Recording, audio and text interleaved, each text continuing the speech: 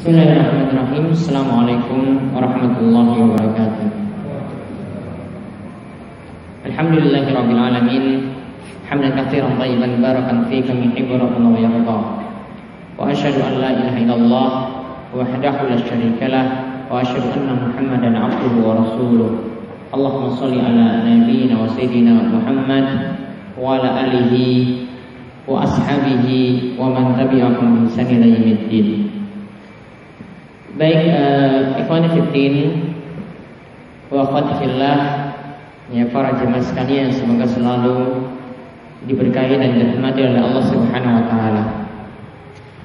Alhamdulillah, pada kesempatan selepas kita melaksanakan salat maghrib pada tanggal 3 Sya'ban 1435 Hijriah, di awal bulan ini kita dipermudah lagi untuk duduk di majelis yang mulia ini. Mudah-mudahan Allah Subhanahu wa taala senantiasa memberikan kita rahmat, mendapatkan ampunan Allah Subhanahu wa taala, dan juga senantiasa dinaungi oleh hamba-hamba Allah yang mulia, yaitu para malaikatnya. Baik, pada kesempatan kali ini kita akan melanjutkan pembahasan kita dari kitab Bulughul Maram karya Ibnu Hajar Al-Asqalani, di mana kita akan melanjutkan bahasan mengenai sifat sholat Nabi Sallallahu Alaihi Wasallam atau tata cara sholat Nabi Sallallahu Alaihi Wasallam. Dan sebagaimana kata Syekh Muhammad bin Shalih Al-Utsaimin,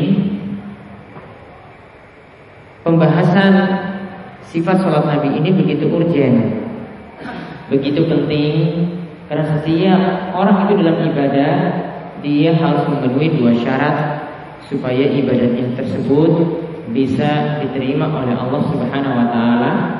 Yang pertama, dia harus ikhlas, dan yang kedua, ibadahnya itu harus mutaba'ah, mengikuti tuntunan Nabi Sallallahu Alaihi Wasallam. Tidak boleh dia buat-buat, dia reka-reka, atau dia anggap amalannya itu baik menurut perasaannya sendiri tanpa ada landasan dalil. Maka setiap orang yang beribadah, termasuk juga dalam sholatnya, harus dilandaskan, didasari ya atas dua prinsip ini. Harus dengan ikhlas, mengharap wajah Allah Subhanahu wa taala, dan mengikuti tuntunan Nabi Sallallahu Alaihi Wasallam.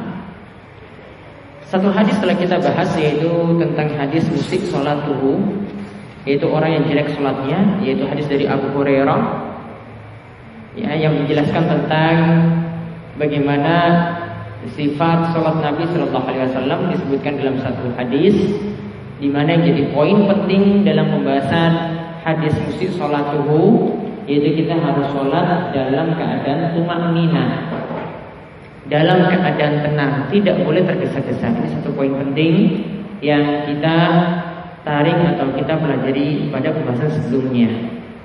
Juga pembahasan hadis musik sholatuhu juga, pelajaran yang lainnya bisa kita ambil adalah mengenai rukun sholat.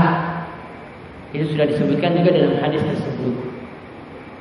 Ada rukun sholat yang penting yang beliau jelaskan, ya Nabi SAW jelaskan, ya, atau yang di dalam hadis tersebut dijelaskan, yaitu pembacaan surat Al-Fatihah. Ya, ini harus ada ketika seorang itu menjalankan sholat. Ya, setelah itu dijelaskan tentang rukun-rukun yang lainnya, dan juga dijelaskan tumakninah. Itu adalah bagian dari rukun sholat. Ya, tumakninah itu bagian dari rukun sholat. Karena lihat, kenapa ini bagian dari rukun?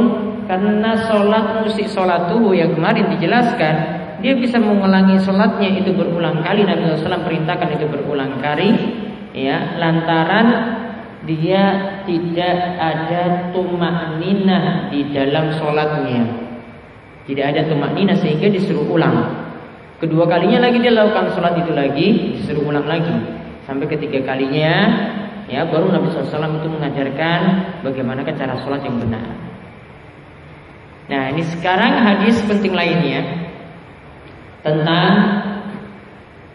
sifat sholat Nabi juga, dan ini yang memuat tata cara Nabi SAW yang paling banyak sifatnya atau tata caranya disebutkan dalam hadis Abu Humaid As-Sa'idi yang kita akan bahas kali ini. Baik, kita bacakan terlebih dulu hadisnya. Ya, yaitu dari Abu Humaid As-Sa'idi radhiyallahu anhu, dia berkata, Ra'aitun Nabiy sallallahu alaihi wasallam, aku pernah melihat Nabi sallallahu alaihi wasallam. Dilihat di sini berarti ini dilihat dari perbuatan Nabi sallallahu alaihi wasallam ketika sholat. Diperhatikan dengan benar-benar oleh para sahabat. Ya, ini berarti mereka sungguh sangat perhatian dengan gerakan sholat Nabi sallallahu alaihi wasallam. Satu gerakan mereka perhatikan. Ini rukuknya bagaimana, sujudnya itu bagaimana. Mereka benar-benar memperhatikannya. Maka nanti kalau kita ingin tahu tata cara sholat Nabi sallallahu alaihi wasallam, maka perhatikan di antaranya dalam hadis Abu Humaid As-Sa'idi di sini. Aku melihat Nabi sallallahu alaihi wasallam idza kabbara, jika beliau bertakbir, ja'ala yadayhi hazwa mankibaihi. Beliau mengangkat tangannya sejajar dengan pundaknya, mengangkat telapak tangannya sejajar dengan pundaknya. Namun tangan ini ada ujung, ya, kan ada bagian bawah, ada ujung, tengah, bagian bawah. Mana yang sejajar dengan pundak? Apakah ujungnya yang sejajar? Ya, kalau ujungnya sejajar kan berarti begini. Apakah bagian bawahnya berarti agak diangkat? Ataukah tengahnya? Maka Syekh Muhammad bin Shalih Al-Utsaimin dalam hal ini beliau menjawab, yahmilu alal wasat. Kalau dikatakan telapak tangan yang sejajar berarti bagian tengahnya. Jadi jangan terlalu turun. Namun bagian tengah telapak tangan ini yang sejajar dengan pundak. Kemudian wa idza raka'a amkana yadayhi min rukbatayhi.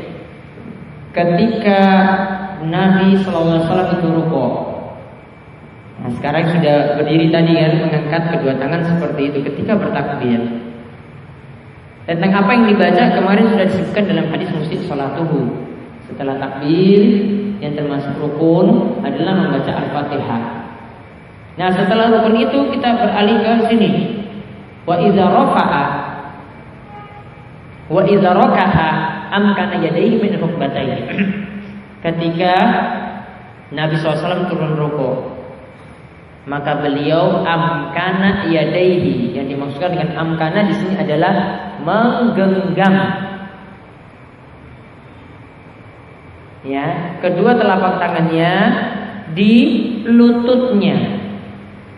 Jadi bukan hanya diletakkan, namun apa? Dibuka terus digenggam lututnya saat rukuk. Jadi dia menggenggamnya atau memegangnya, memegang dua lututnya tadi. Jadi bukan hanya sekedar ditaruh, tapi digenggam. Nah, kemudian setelah itu summa hasara dhahrahu. Kemudian beliau ketika turun, ya, hasara, menurunkan zahrahu, menurunkan punggungnya. Artinya beliau punggungnya itu sejajar dengan kepalanya.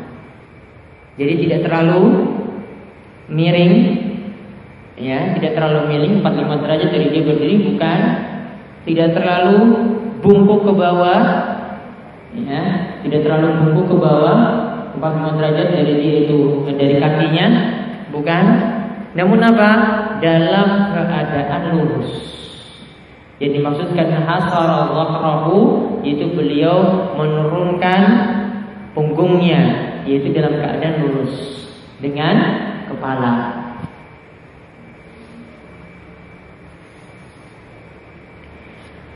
Kemudian disebutkan lagi fa iza rafa'a ra'sahu istawa hatta ya'uda kullu faqarin makanahu.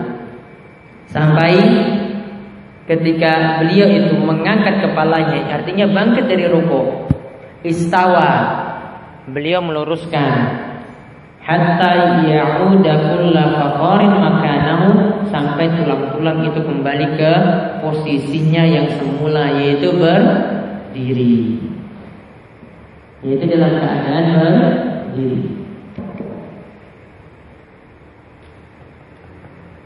Ya, jadi tiap-tiap tulang itu kembali lagi. Tadi kan turun, posisi awalnya kan berdiri, badannya itu lurus. Maka ketika bangkit dari rukuk, badannya kembali lagi lurus.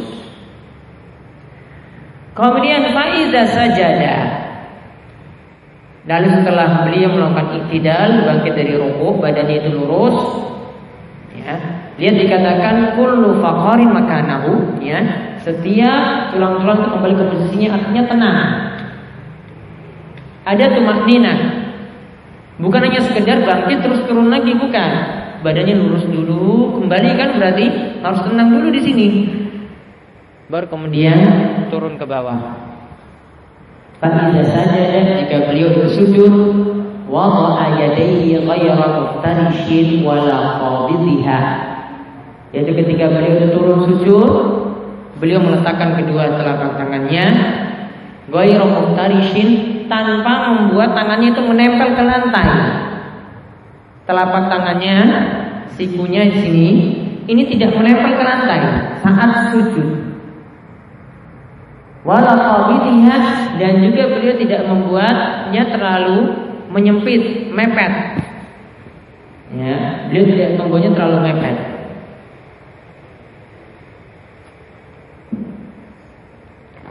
Hanya dilakukan ketika turun sujud.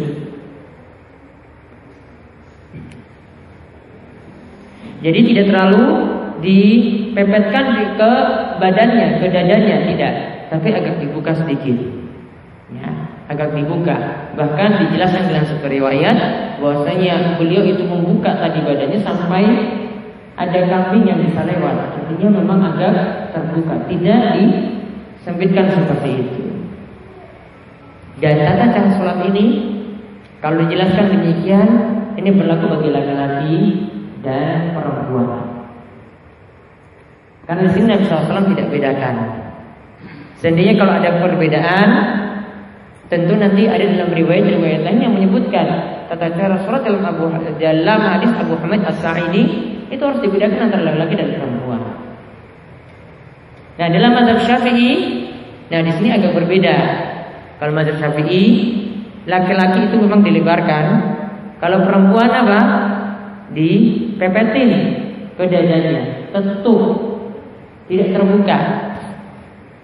Namun asalnya tetap, ya, hadis ini jadi patokan. Artinya keadaan sholat laki-laki dan keadaan sholat perempuan itu sama. Tata caranya itu sama, tidak dibedakan kecuali kalau ada dalil khusus yang membedakannya.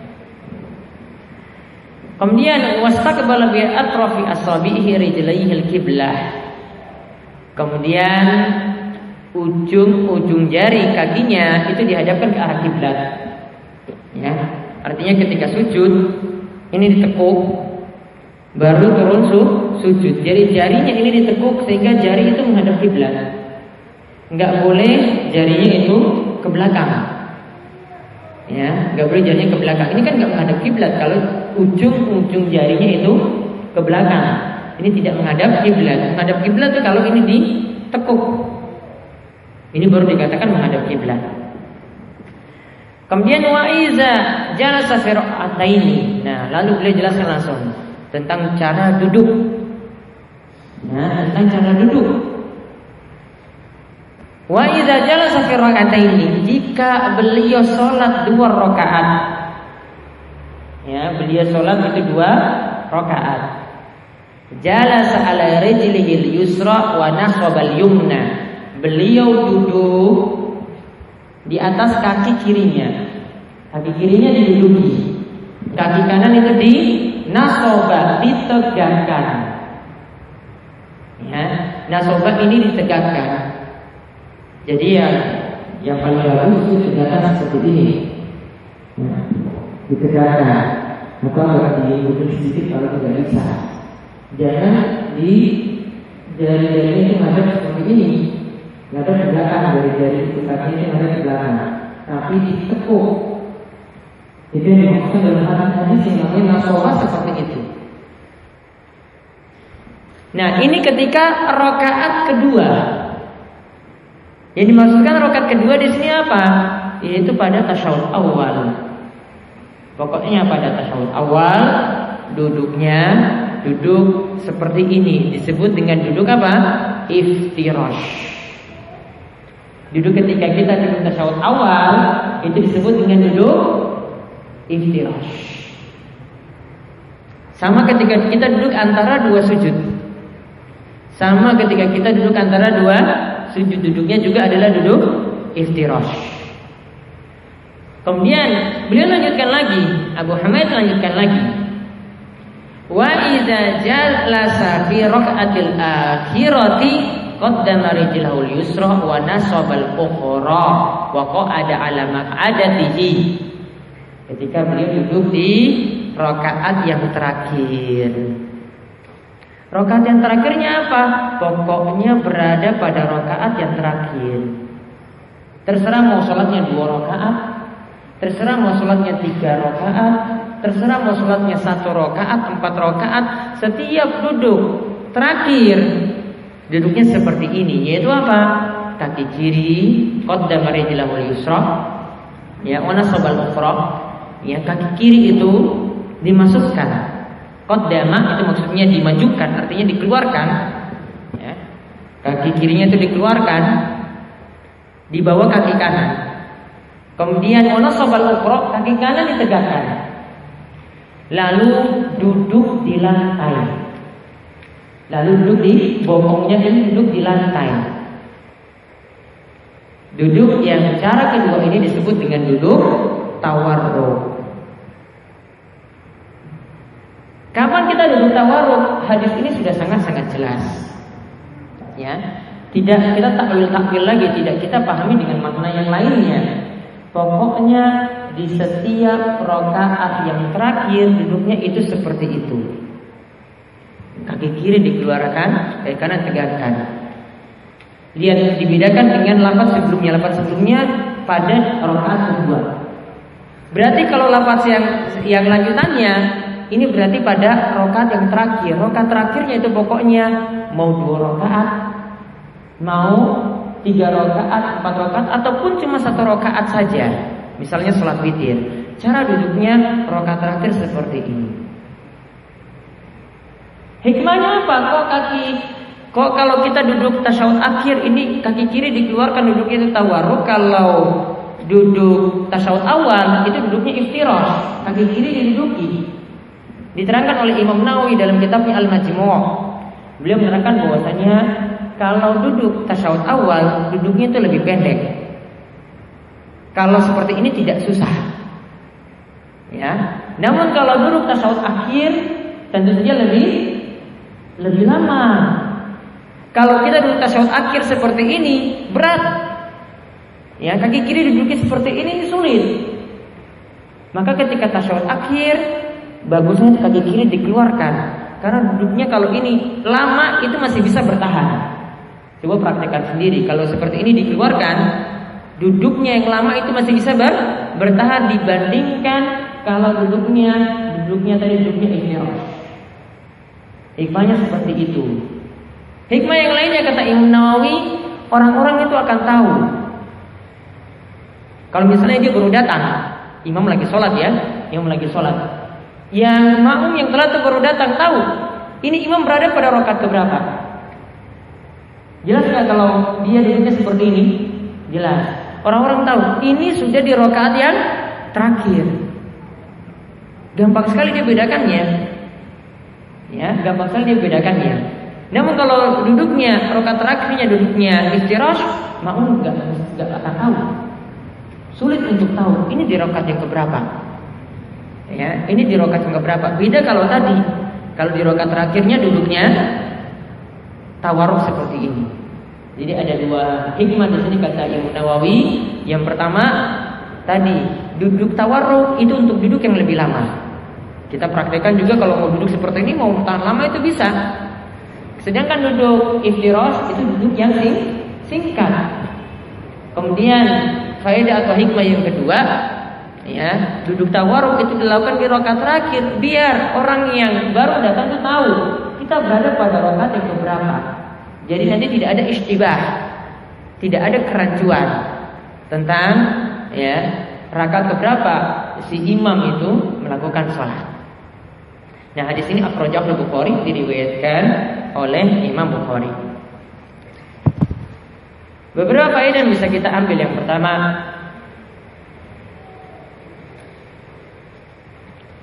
yaitu diperintahkannya takbir ketika memulai sholat, yaitu takbiratul ihram.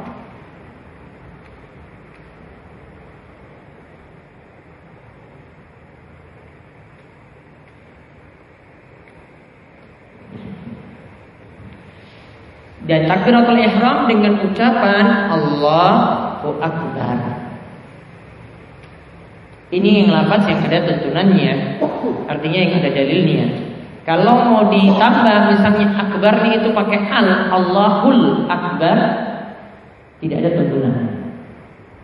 Allahul Akbar, di akbarnya itu ada alif lam.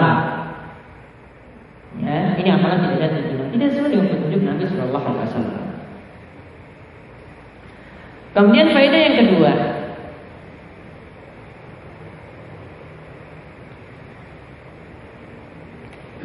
disunahkan mengangkat kedua tangan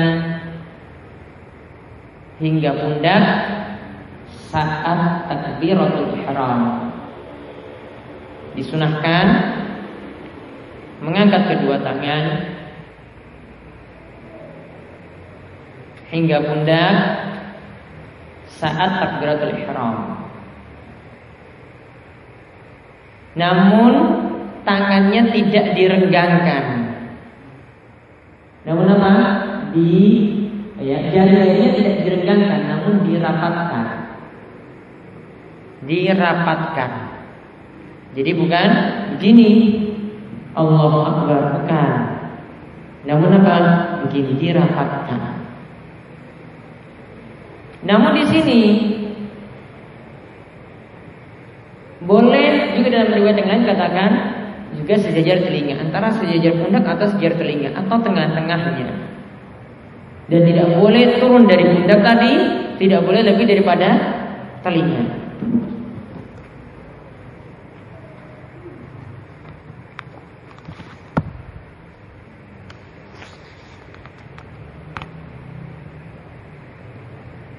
Nah, setelah kita bertakbir tadi, lalu tangan diletakkan di dada. Nah, di sini tidak diterangkan dalam hadis ini, tapi langsung dilanjutkan dengan ya keadaan mau rukuk. Jadi kita harus menimbang atau melihat pada riwayat-riwayat yang lainnya. Nah, yang ada riwayatnya yaitu kita meletakkan tangan kanan di atas tangan kiri. Meletakkan, kalau disebut meletakkan berarti cuma taruh aja. Ini meletakkan. Bisa di pergelangan tangan, bisa di lengan tangan di sini. Ya, meletakkan atau digenggam. Ya, digenggam. Bisa dengan dua cara itu, digenggam atau diletakkan. Nah, sekarang masalahnya posisinya itu di mana? Meletakkan tangan tersebut, apakah di dada? Ya, ala sodri, di dada. Kalau disebut di dada itu di dada. Ala sodri itu maksudnya di dadanya, bukan di atas. Ya, kalau di atas dada nanti sampai leher, nggak boleh. Ya, di dada ya di dada. Ataukah di pusar? Ataukah di bawah pusar? Wallahu alam, pendapat yang lebih tepat dalam masalah ini adalah tangannya bebas. Mau di dada, mau di pusar, atau di bawahnya seperti pendapat dari Syekh Abdurrahman bin As-Sa'di dibolehkan. Alasannya apa? Karena dalil yang menerangkan tangan itu di pusar hadisnya dhaif. Juga yang menerangkan tangannya itu di dada juga dhaif, lemah. Sehingga bagaimana kalau begitu? Tidak letakkan tangan sama sekali, jawabannya bebas, nggak diatur. Bebas tidak diatur. Mau taruh di dada boleh, mau taruh di pusar juga dibolehkan. Ini bukan permasalahan yang perlu diperdebatkan panjang lebar. Jadi mau taruh di dada boleh, mau taruh di pusar juga dibolehkan. Karena kesimpulan yang lebih tepat tentang derajat hadisnya, dua-duanya adalah hadis yang lemah. Kalau dua-duanya hadis yang lemah berarti bukan keharusan taruh di dada, bukan keharusan juga taruh di pusar. Mana yang enak ya silakan meletakkannya di situ.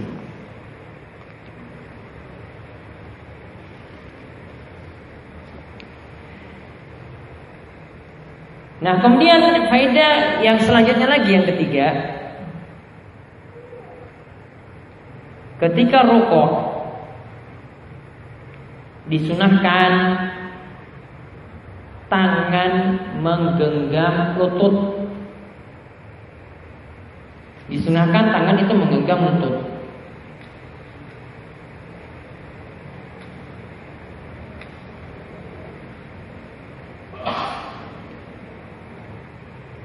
Namun jika dia cuma taruh saja, tangannya tidak digenggam, dia cuma dikatakan khilaf sunnah, menyelisih sunnah, salatnya tetap sah. Tapi keadaan yang lebih sempurna, tata cara yang lebih sempurna adalah saat rukuk, ya tangan itu menggenggam lutut. Kalau dikatakan di lutut berarti bukan di paha, ya, bukan di betis. Ya, tidak sampai terus sampai situ, cuma sampai di lutut saja. Tangan itu menggenggam lutut. Kemudian faedah yang keempat, saat rukuk hendaklah punggung itu lurus, dalam keadaan lurus dengan kepala.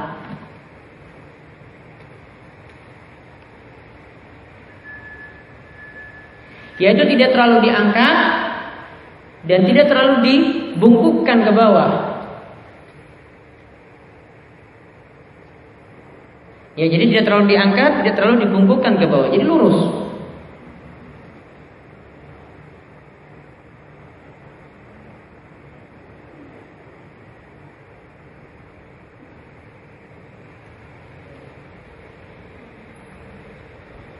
Kemudian faedah yang kelima,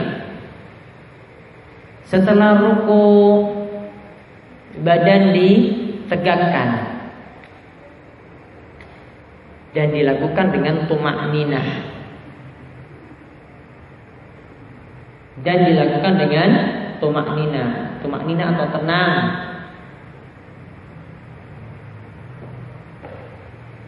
Maksudnya tenang tadi apa? Dijelaskan tadi apa? Yaitu tulang-tulang kembali ke posisinya. Berarti kalau kembali ke posisinya itu nggak tergesa-gesa, bukan seperti ayam matok, ya. Dia bangkit dari rukuk, ya berdiri tegak dulu. Ada sikap tenang, kan tulang-tulang kembali dulu. Baru setelah itu turun sujud.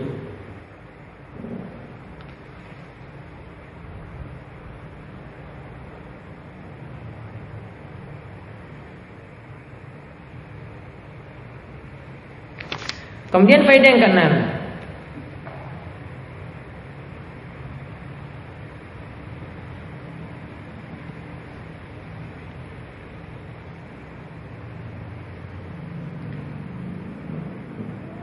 keenam, posisi sujud tangan tidak boleh menempel di lantai. Lengan tangan ini tidak boleh menempel di lantai. Ya, lengan tangan tidak boleh menempel di lantai. Disebutkan dalam hadis yang lainnya, ayyahtarisha rajul zira'aihi bis sujud iftirash sab'. Yaitu dilarang seseorang itu melakukan iftirash, yaitu tangannya tadi, lengan tangannya tadi menempel di lantai seperti menempelnya cara yang dilakukan oleh binatang buas, yaitu maksudnya anjing. Jadi ketika sujud ini perlu hati-hati, sama seperti ketika kita, ya ini berlaku juga ketika kita melaksanakan sholat jamaah. Walaupun keadaannya tempatnya itu sempit, tangan pokoknya jangan sampai menempel. Dibuat agak diangkat, ya. Yang sikunya ini jangan sampai menempel ke lantainya.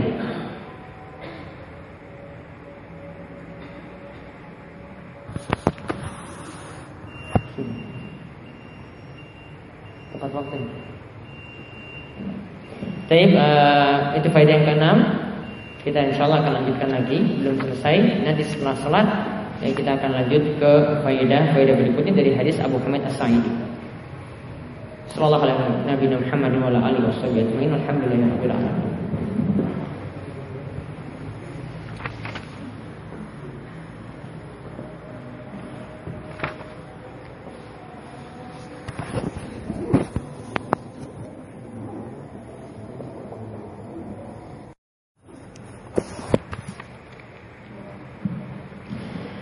Alhamdulillahirrahmanirrahim. Wassalatu wassalamu ala asyrafil anbiya wal mursalin nabiyina wa sayyidina Muhammadin wa ala alihi wa sahbihi ajmain. Baik, para jamaah sekalian, kita kembali melanjutkan pembahasan kita mengenai sifat salat Nabi SAW dari kitab Bulughul Maram karya Ibnu Hajar Al-Asqalani. Kita masih melihat beberapa faedah yang kita tarik dari hadis Abu Humaid As-Sa'idi. Terakhir kita membahas bahwasanya ketika rukuk keadaan punggung itu rata dengan kepala, jadi tidak terlalu turun dan juga tidak terlalu diangkat. Kemudian faedah selanjutnya lagi,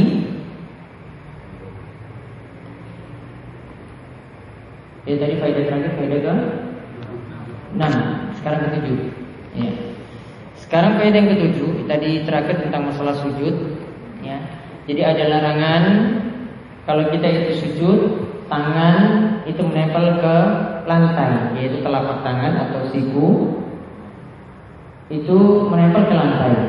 Ini tidak diperbolehkan karena ada larangan cara sujud seperti itu seperti cara duduknya anjing.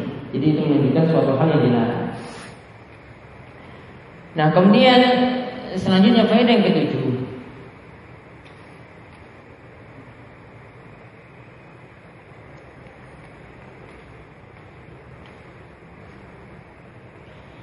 Yaitu diperintahkan ketika sujud. Diperintahkan ketika sujud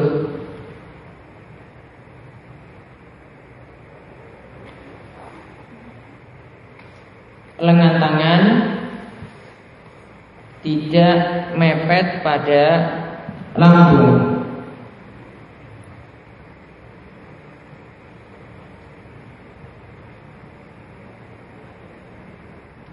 Ya, tidak mepet atau tidak mengempit ya pada lambungnya, namun dibuat agak menjauh. Jadi dibuat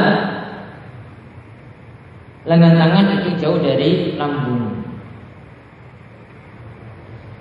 Namun hal ini tidak berlaku ketika tempatnya sempit,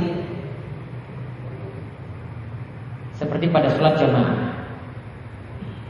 Ini tidak berlaku pada tempat yang sempit seperti pada sholat jamaah. Ya, jadi jangan paksakan supaya tangannya yang penting kan tadi ikuti sunnah, ikuti perintah Nabi SAW. Ini dia ikut temannya di samping kanan dan kirinya. Dan ini tidak diperbolehkan. Walaupun dia menjalankan sunnah, itu masalahnya untuk dirinya sendiri. Sedangkan ketika itu mengganggu orang lain, padahal kemaslahatan yang itu adalah kemaslahatan untuk orang banyak, bukan hanya untuk dirinya saja, ya, itu lebih diutamakan daripada kemaslahatan untuk dirinya sendiri. Ini suatu kaidah yang perlu diperhatikan. Ya, untuk masalah sholat berjamaah harus diperhatikan kanan dan kirinya, tidak memaksakan untuk bisa menjalankan sunnah, ya, padahal nanti akan mengganggu orang lain. Lalu ini masih membicarakan tentang sujud. Sekarang posisi tangan itu di mana saat kita itu sujud? Kita tahu bahwasanya ketika sujud, anggota tubuh kita yang menempel ke tanah itu ada 7. yaitu apa? Dahi dan hidung, dihitung 1. Kemudian kedua telapak tangan, dihitung 2 dan 3. Kemudian kedua lutut 4 dan 5. Lalu kedua ujung kaki 6 dan 7. Sekarang masalahnya tangan. Apakah kita taruh di sejajar dengan pundak, ya, atau ya agak sejajar dengan dahi kita, ya, agak sejajar dengan dahi, sehingga nanti agak terbuka lebar.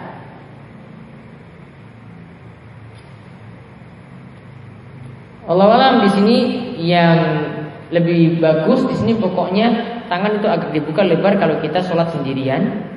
Yang posisi yang paling bagus itu adalah tangan itu letaknya sejajar dengan pundak.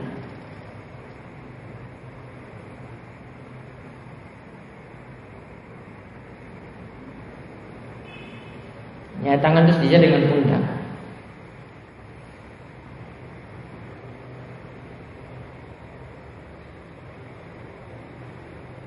Nah, kemudian faedah selanjutnya lagi. Tadi dikatakan bahwasanya kaki, ujung-ujung jari kaki itu dibuat menghadap kiblat. Jadi faedah yang ke-8, disunahkan jari-jari kaki saat sujud. Ya, jari-jari kaki saat sujud ditekuk menghadap kiblat. Ditekuk menghadap kiblat.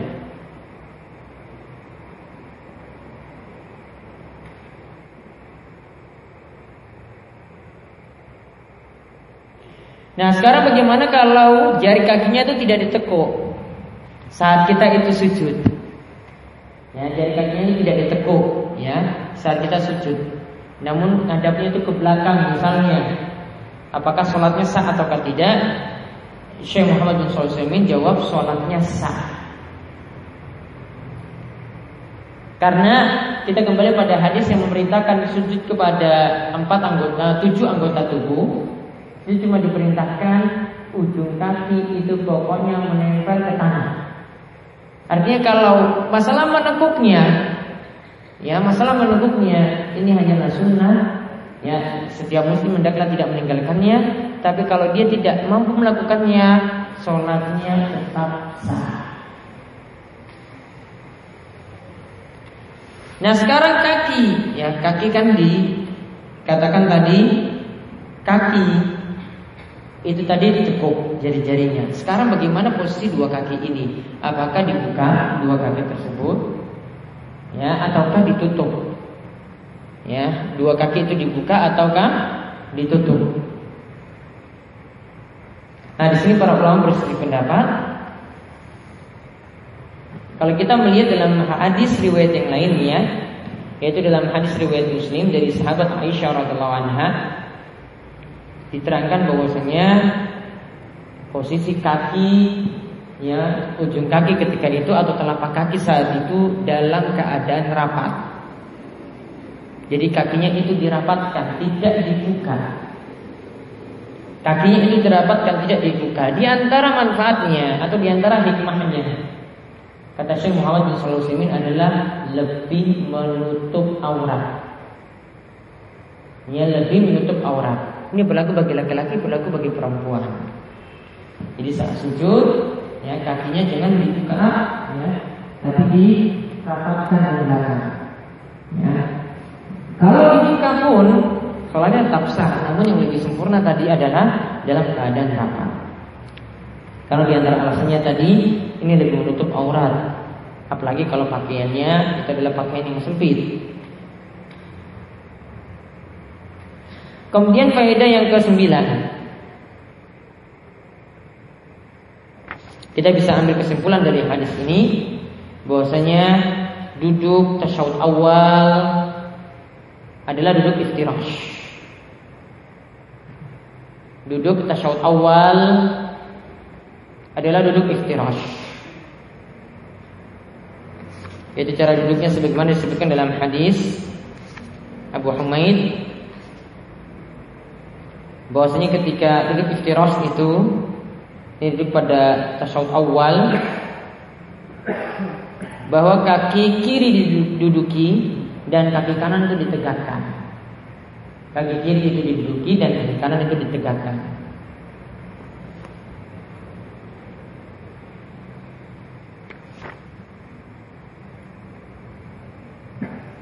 Nah, sekarang mengenai tasyahud awal di sini dijelaskan oleh Syekh Muhammad bin Shalih Al-Utsaimin, apakah pada tasyahud awal itu duduknya lama?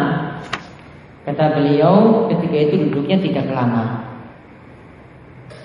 Oleh karena itu di dalam tasyahud awal kata Syekh Muhammad bin Shalih Al-Utsaimin tidak ada pembacaan selawat. Ya, tidak ada pembacaan selawat pada tasyahud awal. Namun beliau ditanyakan bagaimana kalau imamnya itu bacanya lama. Kita sudah selesai tasyahud awal, sudah baca sampai wa asyhadu anna Muhammadan abduhu wa rasuluh. Apakah kita boleh lanjutkan dengan bacaan selawat? Jawaban beliau, boleh dilanjutkan dengan bacaan selawat. Karena hal itu cuma disunahkan, jadi boleh dilengkapi seperti itu. Namun kalau dia cukupkan cuma sampai 2 kalimat syahadat saja, nah itulah yang dituntunkan.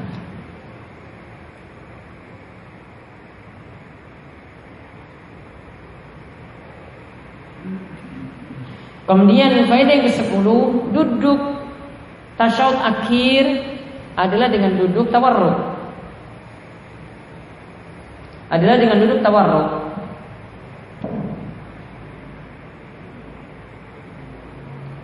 Yaitu cara duduknya adalah kaki kiri dikeluarkan.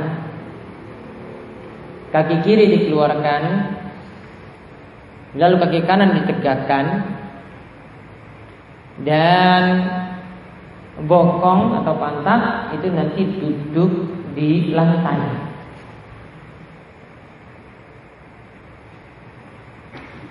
Kemudian diberi tambahan, menurut mazhab Syafi'i, duduk ini berlaku untuk sholat 1 rakaat, 2 rakaat, 3 ataupun 4. Pokoknya setiap di rakaat terakhir duduknya adalah duduk tawarruk.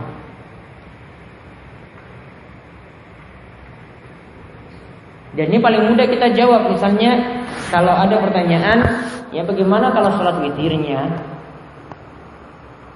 langsung sekali salam? Ya langsung sekali salam 3 rakaat sekaligus. Bagaimana duduk yang akhirnya? Jawabannya simpel. Yaitu gimana duduknya? Duduk tawarruk, nggak bingung-bingung pilih iftirash atau tawarruk. Pokoknya terakhir tawarruk, titik. Mudah untuk menjawab. Namun kalau duduknya duduk, misalnya kita memilih tadi, kalau 1 kali tasyahud itu duduknya duduk iftirash, berarti nanti 3 rakaat ini duduknya iftirash seperti itu. Ya, namun kalau jawaban untuk tadi itu lebih mudah. Apa yang dipegang oleh mazhab Syafi'i.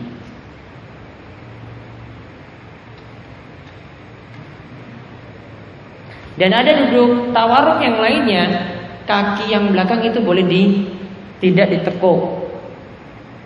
Ujung jarinya itu ngadap ke belakang, boleh. Ini kalau sulit, ini masih dibolehkan.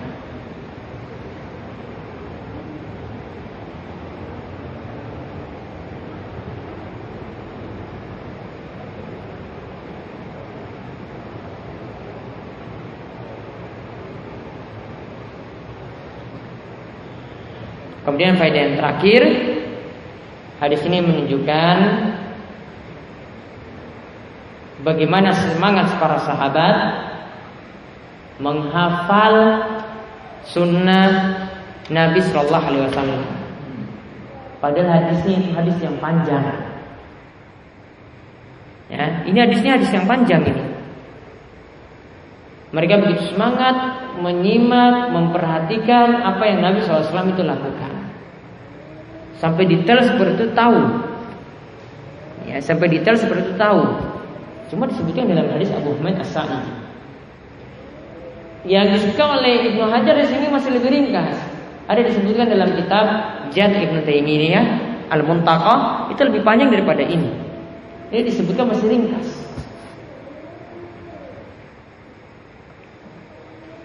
Oleh karena itu kalau kita mau melihat bagaimanakah cara sholat Nabi Sallallahu Alaihi Wasallam, maka perhatikanlah bagaimana para sahabat itu memperhatikan ya bagaimana Nabi SAW itu sholat. Nah itulah cara yang Nabi SAW itu lakukan saat beliau itu sholat. Nah ini demikian yang kita bahas pada kesempatan kali ini dari hadis ya Abu Hamid As-Sa'idi. Jadi dua hadis yang panjang yang telah kita bahas tentang tata cara sholat. Yang pertama adalah hadis Abu Hurairah yang disebut dengan hadis apa? Musyi sholatuhu, orang yang jelek sholatnya. Kemudian hadis yang kedua yang kita bahas kali ini adalah hadis dari Abu Hamid As-Sa'idi yang membicarakan juga tentang sifat sholat Nabi SAW atau tata cara sholat yang Nabi SAW itu lakukan. Yang ini bikin kita bahas, mudah-mudahan bermanfaat.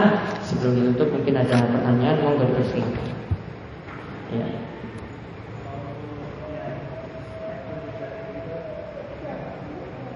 Kalau tasyahud, ya tunjuk jarinya itu kapan? Tunjuk jarinya itu kapan? Ya. Masalah tunjuk jari ketika kita melaksanakan tasyahud. Ya. Di sini ada intinya, kalau kita kembalikan dalam hadis-hadis yang ada, tidak disebutkan secara detail kapan mengangkat jarinya. Ya, tidak disebutkan secara detail kapan untuk mengangkat jarinya. Dalam satu pendapat ulama katakan, ya diangkat pada lafaz Allah. Jadi ketika kita baca tasyahud, ya pada kalimat syahadat asyhadu alla ilaha illallah, lafaz Allahnya kemudian diangkat. Ada yang katakan pada illallahnya itu diangkat jarinya tadi. Intinya dua-duanya ini menunjukkan, ya diangkatnya ketika itu tuh menunjukkan keyakinan kepada Allah Subhanahu wa taala dalam masalah tauhid, yaitu Allah Subhanahu wa taala itu diesakan. Allah itu ditunggalkan dalam hal ibadah. Namun ada yang menyatakan dari awal, ya kalau dikatakan dalam hadis itu dikatakan Nabi SAW berisyarat dengan jari, maka asalnya itu adalah dari awal. Wallahu a'lam, pendapat yang lebih tepat dalam masalah ini adalah untuk berisyarat dengan jari pada saat tasyahud itu adalah dari awal. Ya, namun ada ulama yang berpendapat seperti itu dan itu pun masih bisa terangkat karena ini ijtihad dari masing-masing ulama seperti itu dalam memahami jari. Ada lagi yang lainnya? Ya.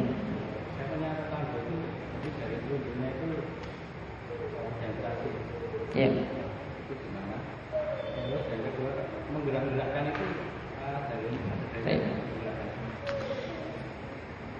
Wallahu a'lam, untuk jari yang terpotong tadi, saya pernah lihat di kitab Al-Majmu', tapi nanti saya tegaskan lagi gimana kalau jarinya terpotong. Saya baca sekilas di penjelasan Munawi katakan dia tidak perlu berisyarat. Ya, dia tidak perlu berisyarat atau mengganti dengan isyarat jari yang lain. Ya, dia tidak perlu berisyarat diganti dengan jari yang lain. Jadi cukup ketika itu ya tangannya ya begitu saja sudah. Adapun mengangkatnya juga itu adalah sunnah, tidak termasuk dalam rukun, tidak. Itu yang dimaksud rukunnya adalah cuma pembacaan tasyahudnya saja. Nah, sedangkan bagaimana dengan menggerak-gerakkan jari naik turun, itu yang dimaksud ya. Naik turun, apakah ini diuntungkan atau tidak? Ini para ulama kembali pada pembicaraan masalah hadisnya. Apakah hadis yang membicarakan tentang menggerak-gerakkan jari naik turun ini sahih atau tidak? Hadisnya ada dari Wa'il bin Hujr. Ya, namun ya hadis yang membicarakan Nabi SAW menggerakkan jari naik turun seperti ini, ya, ini berasal dari riwayat yang dimana perawinya itu menyelisihi perawi hadis yang lainnya yang lebih banyak. Jadi dia cuma bersendirian saja menyatakan hadis semacam itu. Sedangkan perawi yang banyak menyatakan cuma berisyarat saja tanpa digerakkan naik turun. Maka yang lebih tepat dalam masalah ini, ya hadis yang bicarakan menggerakkan naik turun hadis yang dhaif atau hadisnya disebut dengan hadis yang sahih. Dan hadis sahih ini dikatakan dhaif karena dia cuma bersendirian, padahal banyak riwayat yang menjelaskan tentang hadis ini, tapi tidak disebutkan dengan gerakan jari naik turun. Cuma ada isyarat saja, tidak gerakan naik turun seperti itu. Allah. Ada lagi yang lain? Tidak.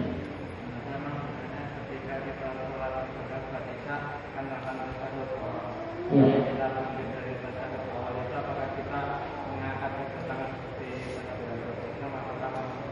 Baik.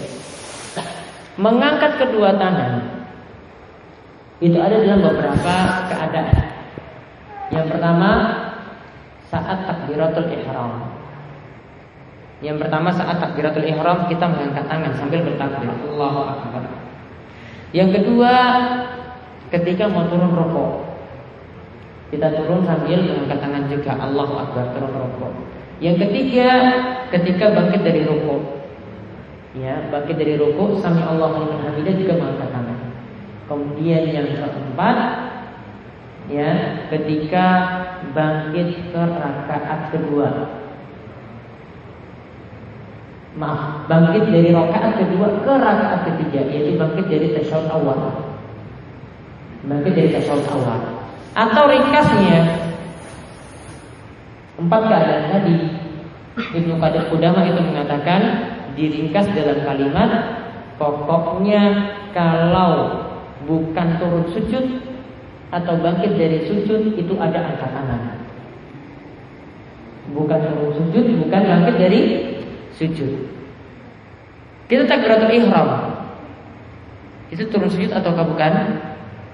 Bukan. Maka ada angkat tangan. Kita turun rukuk. Itu mau turun sujud atau bukan? Bukan. Mau turun rukuk. Maka angkat tangan. Namun kalau kita bangkit dari rakaat pertama ke rakaat kedua, angkat tangan ataukah tidak? Tidak angkat tangan, karena ketika itu kita bangkit dari sujud. Namun kalau duduk tasyahud awal bangkit ke rakaat ketiga, angkat tangan ataukah tidak? Angkat tangan, karena ketika itu kita bangkit dari tasyahud awal, bukan bangkit dari sujud. Maka kalimat ringkasnya pokoknya setiap ya keadaan turun sujud atau bukan, keadaan turun sujud atau bangkit dari sujud tidak angkat tangan.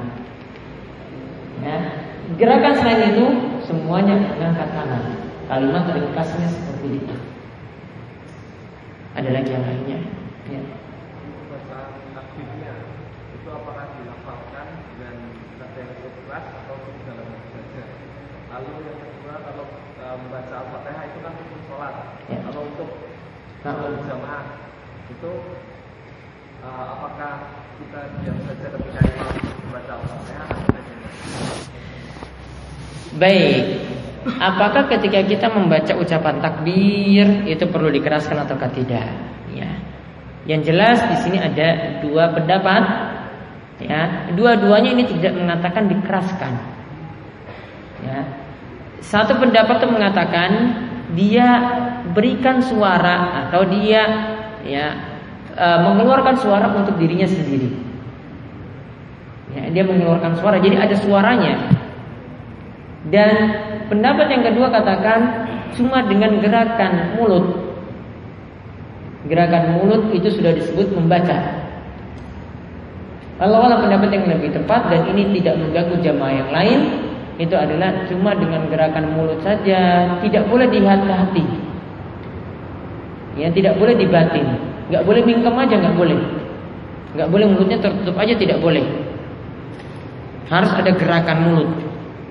Ya, ada gerakan mulut, maka ini sudah disebut membaca. Jadi takbirnya Allah Akbar seperti itu ketika sholat berjamaah. Ya, kalau mau dia sholat sendiri, ya monggo silakan dia keraskan untuk dirinya sendiri tidak apa-apa. Namun ini dalam masalah sholat berjamaah. Kemudian yang kedua untuk bacaan Al-Fatihah untuk makmum, ya. Ada hadis yang menyebutkan bahwa Nabi SAW itu mengatakan la sholata liman lam yaqra bi Fatihatil Kitab. Hadisnya sudah kita bahas kemarin, ya, yaitu tidak ada sholat bagi orang yang tidak membaca Al-Fatihah di dalamnya. Sedangkan ada hadis yang lainnya yang mengatakan bahwasanya hendaklah kalau imam itu membaca, maka jamaah itu hendaklah fa'ansitu, hendaklah diam. Maka pendapat yang lebih bagus dalam masalah ini adalah kita tidak menolak hadis yang membicarakan wajibnya Al-Fatihah seperti tadi, tidak juga menolak hadis yang membicarakan untuk diam. Maka kita kompromikan di antara 2 dalil yang ada. Kita lihat pendapat yang lebih pertengahan dalam masalah ini adalah perkataan dari Ibnu Taimiyah. Pendapat dari Ibnu Taimiyah itu yang mengatakan bahwasanya kalau bacaannya itu didengar oleh makmum, maka makmum itu cukup diam. Bacaan imam sudah menjadi bacaan makmum. Namun kalau bacaannya itu tidak didengar oleh makmum, seperti pada sholat sirriyah, ya, maka makmum tetap membaca. Namun tatkala makmum itu telat, dan pendapat yang lebih kuat adalah mendapatkan ruku itu berarti mendapatkan 1 rakaat. Misalnya makmum langsung datang ruku, maka ketika itu dia jadi gugur Al-Fatihahnya sudah ditanggung oleh imam. Dia jadi gugur Al-Fatihahnya sudah ditanggung oleh imam. Dapatkan ruku dapat 1 rakaat. Tidak dapat ruku berarti tidak dapat 1 rakaat. Ya. Dan ini juga sekaligus jadi dalil. Kalau Ibnu Taimiyah lebih ekstrim lagi, beliau katakan bahwasanya untuk membaca Al-Fatihah tadi bagi makmum, walaupun itu sholatnya itu sholat zuhur atau asar misalnya, beliau katakan sunnah, tidak sampai wajib. Gara-gara tadi mendapatkan 1 ruku saja, sudah bacaannya ditanggung oleh imam, dia sudah mendapatkan 1 rakaat. Maka ketika itu beliau berpendapat baca Al-Fatihah bagi makmum dalam sholat sirriyah sekalipun hukumnya sunnah. Namun bagusnya tetap dibaca oleh makmum tatkala itu. Wallahu a'lam. Ya. Nyambung dari penjelasan, kalau misalnya pembacanya kan secara jari, secara keras, kemudian kita tidak mendengar sepenuhnya, misalnya Al-Fatihah cuma 1 ayat aja kita mendengar. Ya. Itu apa? Tidak boleh. Sudah jadi tanggungan tanggungan imam. Dapat gerakan pokok. Tidak sempat baca bacaan pokok. Ya. Apakah dapat?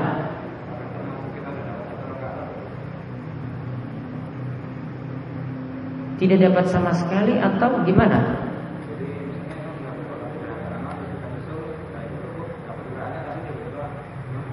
Baca dulu 1 kali bacaan itu sudah dapat ruku.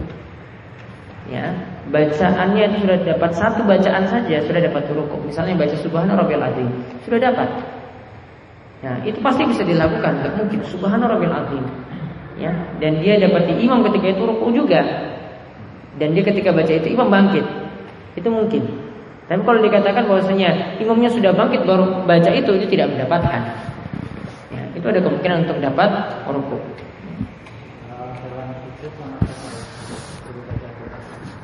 Dalam sujud dan tasyahud akhir boleh baca doa.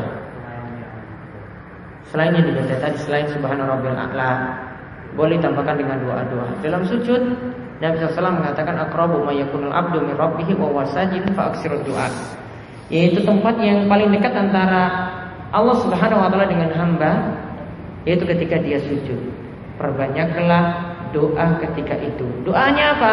Selain bacaan kita ketika sujud.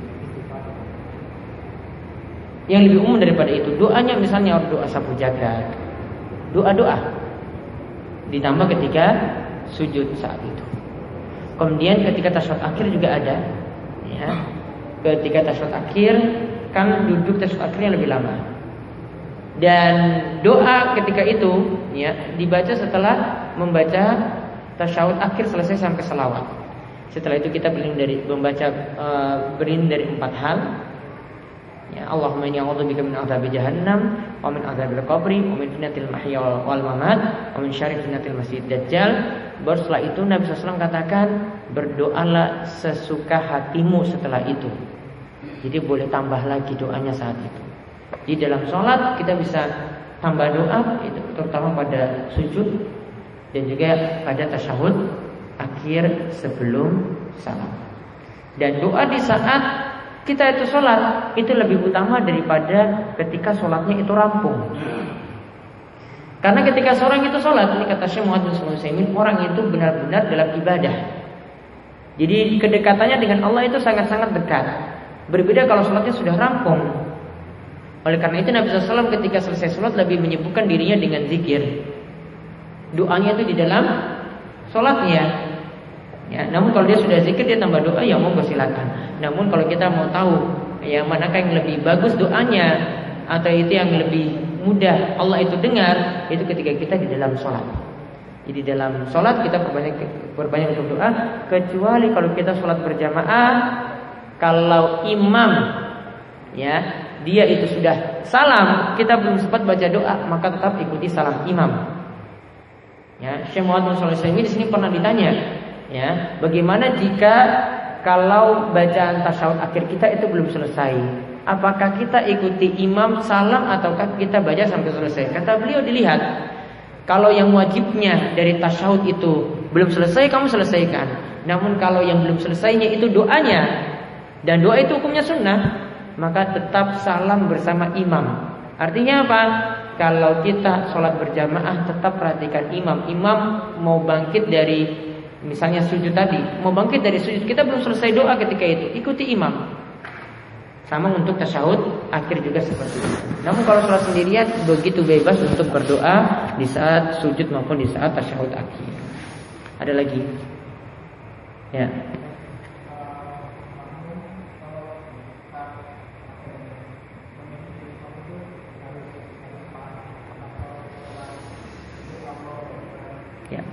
Ya.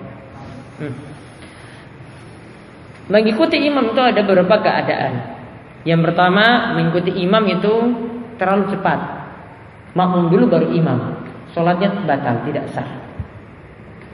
Kemudian yang kedua, bersamaan, berbarengan. Ini juga tidak tepat. Ada kondisi yang ketiga, ini yang lebih tepat. Imam itu bergerak, baru makmum ikut bergerak. Ya, itu yang lebih bagus dalam masalah ini.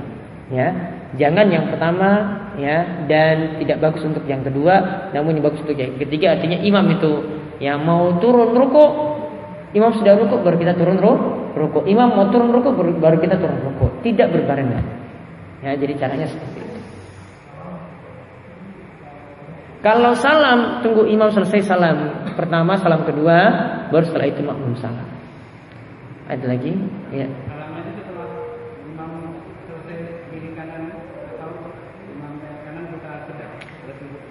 Imam kiri kanan kiri dulu, ya, baru makmum mulai mengucapkan salam. Ya.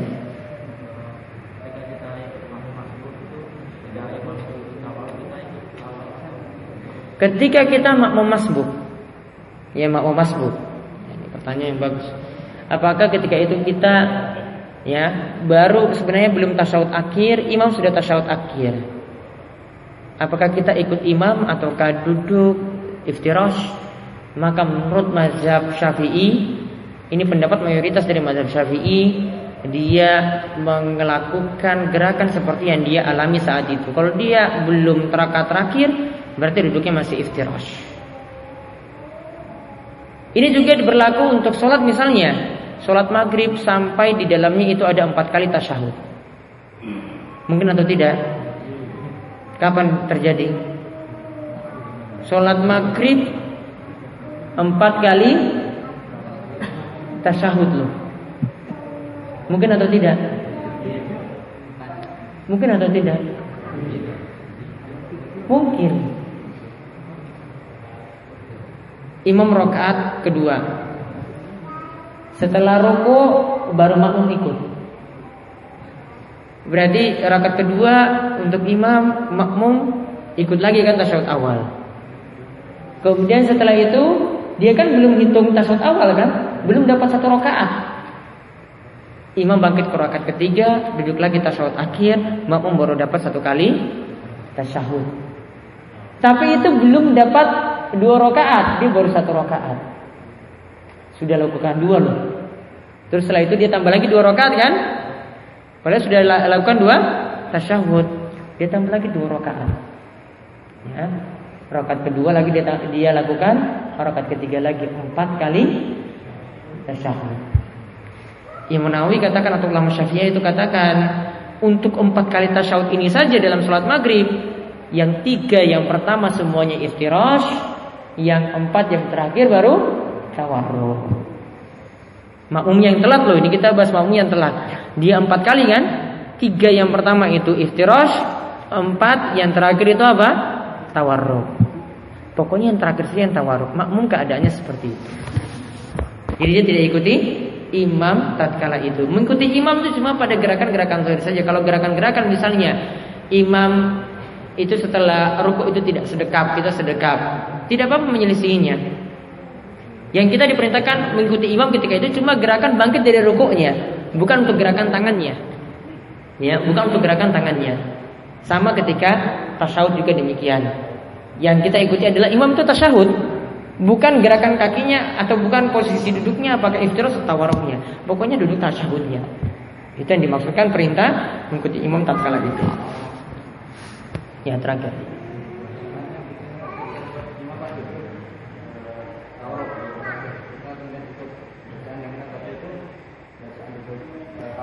Bacaan ketika itu kalau kita belum rakaat terakhir, ya berarti cuma bisa sampai syahadat saja, tetap baca.